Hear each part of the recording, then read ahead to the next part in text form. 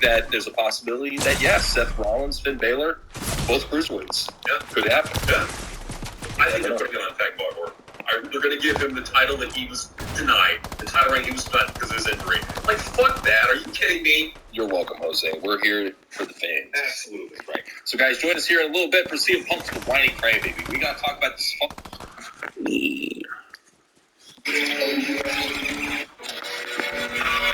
new world title. Let's see what it looks like. All right, first we got Premier League Soccer with Manchester United versus Arsenal. All right, if you're a soccer fan, there you go.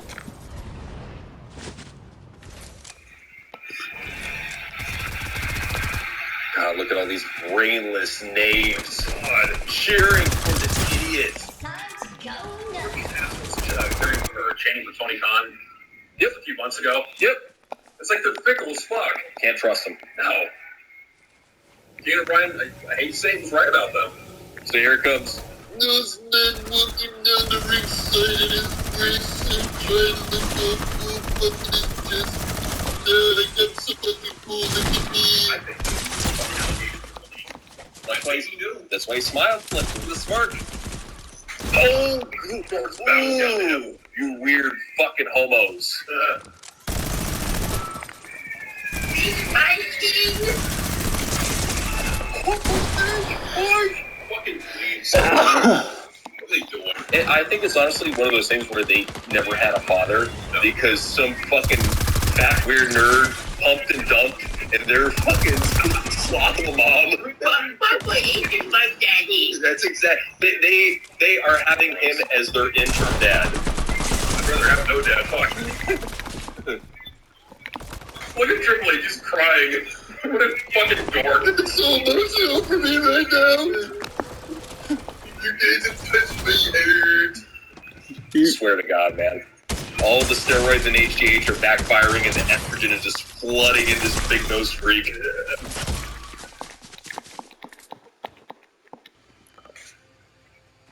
He's even looking at the crowd to get his dick sucked. Oh, yeah. JC, why does he have those stupid bracelets around his arms that look like a little kid in a summer camp made them for him? Well, apparently I think his daughter made those. My bad, bro. Okay, I take that back. If your kid made that, I don't blame him. That's some cool dad shit. I take that back. That's some cool dad shit. Yeah, but I mean, It does look like though like it was made by somebody on the spectrum. in an autistic summer camp. Yeah, exactly. How dare you? Yeah. See, I would actually say that for a Stephanie. Of course. I probably just smack the shit out of me, but fuck it, it'd be worth it. I see. That's the thing is, that I don't feel like their kids should be attacked for how dumbass their parents were. No, you can't blame them. I think that's unfair. You can't blame the kid for the sense of father. Because the kids could be really cool. You never know. They can hate the shit that Triple H does. It's like, Daddy, what the fuck are you Well, not only doing? that, but I heard that their kids are trained under Hoist Gracie. Yeah. They're trained in MMA. No, Hoist Gracie. God, one of the Gracies. One of the Gracies. Forgot what his name is. So they're trained in MMA. Yes, They should kick their father's ass. they probably could. No, I bet you I anything. think they can see it. Well, no, because he's a simp. He's the type of. This nigga right here should beat the shit out of me. Whoever me kicked my ass. He was saying that at Logan Paul. She's scared. She'll kill me. You better believe it. He's such an ugly dude. Those groups, dude, they're getting bigger. Groups. He's got the Group head. Now you can understand why him and Drake Wirtz were such great friends. They would rub their groups together. That's the thing. A lot of off wrestling matches. So there's this weird gay subgenre called docking. That's their version of docking. Grooving, yeah. We're getting groovy. I like the way, yeah. Matt Rose like, hey, room for free. Hey, put my baby dick in there, bro. Depressed Kratos.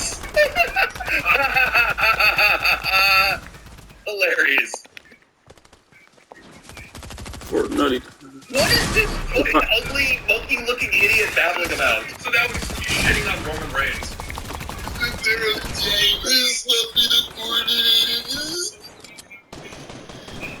Time to go nuts.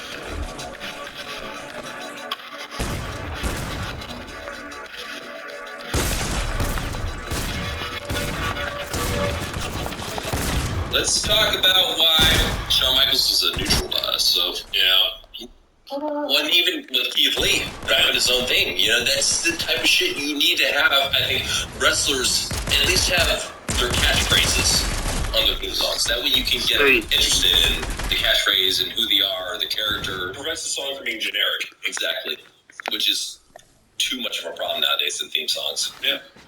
Especially in AEW. I gotta talk shit about AEW's theme songs. Guys, please, for the love of God, with all the Tony Khan money you got, chunk down some money for a decent producer. Somebody who can actually make you theme songs that aren't the same run-of-the-mill, number 46 pre-programmed track. And that's the problem, is you guys are so worried about having something that's generic. Because you got a fucking personality. Because you got a character. If I look at Johnny Gargano, I'm not going to think Johnny Wrestling or Mr. Wrestling. I'm going to think some fucking jobber that looks like an action figure. When I looked at you, Shawn Michaels, the Heartbreak Kid, you look like, even though you weren't a big dude, you still look like a pro wrestler. Yeah. You had a decent build. You had body hair, which none of these fucking shaved pew action figure looking wrestlers have. All their pubes are on their face. You look like a man. You look like a fucking man. I can't say that for Johnny Gargano. I can't say that for Adam Cole. I can't say that for Tommaso Ciampa, even though he's got arms. So what? You're a midget with big arms. So we're going to do content on him. One of these days. I got a picture in mind. One of these days. But these are the same guys he goes to bat for. I know. They sticks up for it. That he has done nothing to help out. I think, does that tie into the next reason? Actually, it does. Number 7. Yes. Has not helped NXT talents improve since he's been there. He's been a coach for at least over a year now. He's been on booking at least over a year now with his homies Road Dogg and Triple H. Yeah. 2 people who he's grown up in the industry with and who understand pro wrestling. And they're not doing anything to make NXT better. Nothing. I mean, okay, granted, for the last NXT sets we did, I saw a slight, maybe like 85% improvement over what they were doing previously. When I tune in every week to watch that, fuck no. Right. I mean, granted, they are giving people more vignette time, more promo time, because it eats up time, especially in a day and age when you can't rely on crowd interaction. So I can understand them going in that direction, but it took this pandemic bullshit for them to go in this direction. Otherwise, they would have been shoving matches down these fucking nerds' asses, and they would have been fine with it. Yeah. It's working. Wrestling is supposed to do nothing but long matches. No, nobody wants to see that shit. No, they don't. And the ratings indicate that. Let's talk about his diminished skills, man. Number 8. And we're talking about acting. We're talking about pro wrestling. We're talking about booking. We're talking about coaching. Everything that is involved with giving back to the industry after you leave pro wrestling, he is the anti of. He is the anti-Dusty.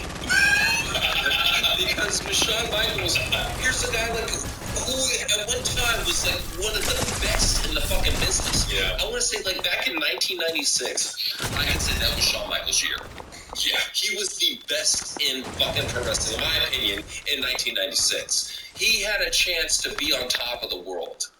And he had all the tools needed to be a good all-around performer. How can you take all what it took to be in that type of position and completely forget about it and not even pass that on to a younger generation who are starving for proper coaching because they're not getting it from Triple H? Case in point, Deanna Purrazzo. Exactly. You've got talents that are even going out now and saying that with the NXT system, you're not going to learn anything. You got even a former road agent in Hurricane Helms saying that with them not getting coaching advice backstage at catering anymore, that these wrestlers aren't learning. Obviously, you guys are focusing on the wrong shit. Yeah, Shawn Michaels, you're part of the problem. He is. And it's obvious when I talk about diminished skills, I'm specifically talking about his Saudi Arabia match. Yeah. Oh, God. He looked terrible. You have had so much damage done to your back that it's like, nah, dude, you're done. You don't benefit from wrestling at all nowadays. No. You're not even benefiting as a coach. Because these talents are not getting better in the things that matter. What I mean promo, I mean like how to deliver the promo in a believable way. Again, when a lot of these NXT talents go to the main roster, it's like they can recite the promo that they're being told to recite line by line. Right. But the emotions that they're using during the promo do not match the verbiage. Well, and the most frustrating part to me is the fact that the rumor going around NXT is that they use bullet points. Fuck, why? So now here's the point. Here NXT is using the bullet point system that AEW has adopted right off the bat. That is a proven old school method of how you are supposed to allow these wrestlers, quote unquote, to get over. With the personalities, they allow them to go out and do bullet point promos so they can really focus on the personality and show people, hey, this is what I can do. But from what I've seen, very few of these wrestlers can do that. If anything, maybe Matt Riddle, who should be in Elite Alpha Bro, into a gay dude. Fuck. Hey, Shawn Michaels. I'm gonna make the most gay guys. Hey, you're well on your way there, pal.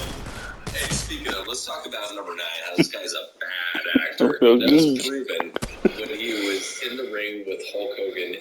Want to focus on the personality and show people, hey, this is what I can do. But from what I've seen, very few of these wrestlers can do that. If anything, they made Matt Riddle, who should be in Elite Alpha Bro, into a gay dude.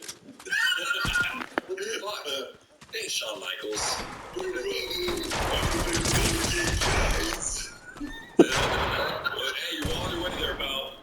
Hey, speaking of, let's talk about how this guy's a bad actor. That was proven when he was in the ring with Hulk Hogan and Ric Flair. And even on full-on coke, he was still the most boring guy in that fucking ring.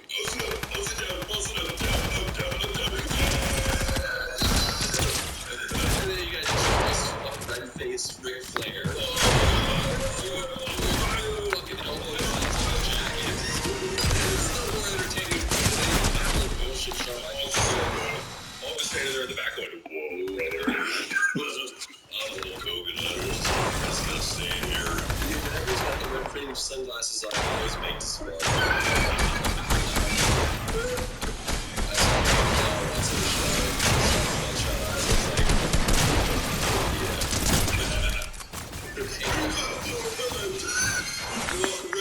Drinking your juvie juice. Fucking warrior. Oh, warrior. Alright, but back to Shawn Michaels, the final, number 10. And this is the reason why I lost all respect for Shawn Michaels. At least for this incarnation of Shawn Michaels, I should say. He's Triple H's last time. Back in the day when DX was around, it was Shawn as the leader. It was Shawn as the leader. Nowadays, we see this shell of a man. Yeah. Here's what it is, led by an even bigger shell of a man in Triple H. Here's this what it is now. Come here, boy. Come here, boy. Come on.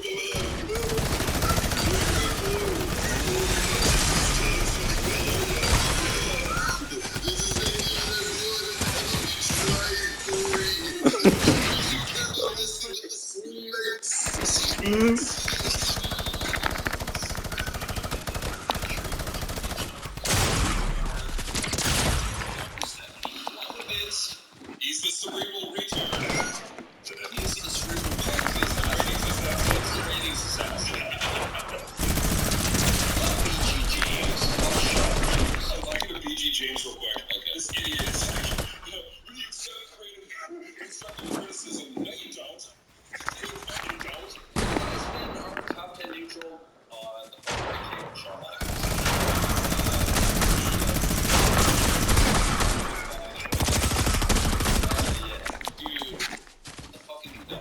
You can be so late.